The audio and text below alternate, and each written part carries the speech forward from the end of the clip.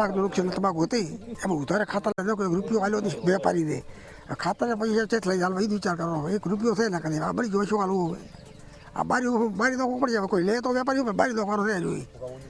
આટલું ભાગા કેવું દીધું ભાવ આગળ પણ નુકસાન થયેલું છે બટાકામાં બીજાને બટાટામાં નુકસાન આવ્યું મગફળીમાં આવ્યું બધું આવ્યું આટલું ઉમર સાચી બેઠા આ આવ્યું નુકસાન પેલું શું હાલો વેપારી શેનો હાલવાનો અમારા નુકસાન 4 થી 5 લાખનું નુકસાન છે। કેટલા વીઘા વાવી તમે શું 7 વીઘા 7 વીઘા તમાકુ વાવી હતી હવે તમાકુ 1 રૂપિયો ઉપજ થાય એમ નથી બારી નફાદારો છે। કેટલું નુકસાન કેટલો ખર્ચો કર્યો હતો ખર્ચો તો અમે કર્યો તો લગભગ 50,000 ખાતર લાવ્યું હતું બીજું એમ કે ₹1 લાખ તમે ખર્ચો કરેલો 1 લાખનો ખર્ચો છે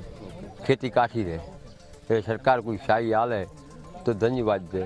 ને કે મરવા દાડો ખેડૂતને છે અમારે। કમોસમી વરસાદ થવાને કારણે તમાકુમાં મોટા પાયે નુકસાન થયેલ છે જેથી બિયારણ ખાતરના પણ વધે એમ નથી અને નાગફળામાં 80 થી 90% ખેડૂતોએ તમાકુનું વાવેતર કર્યું હતું જેથી આજ તમાકુ સડી ગયેલ છે અને ખાતર બની ગયેલ છે। એને કારણે અમે સરકારશ્રીને અને ધારાસભ્ય પ્રવીણભાઈ સાહેબને દરેકને વિનંતી કરીએ કે ગ્રામ સેવક અને તલાટી પાસે સર્વે કરાવી અને સરકારશ્રીને વિનંતી કરે જેથી અમને વળતર મળે તો અમારા ખેડૂતનું સહાય થશે બાકી ખેડૂતને હાલે મરવાનો વારો આવ્યો છે એવી પરિસ્થિતિ બનેલી છે।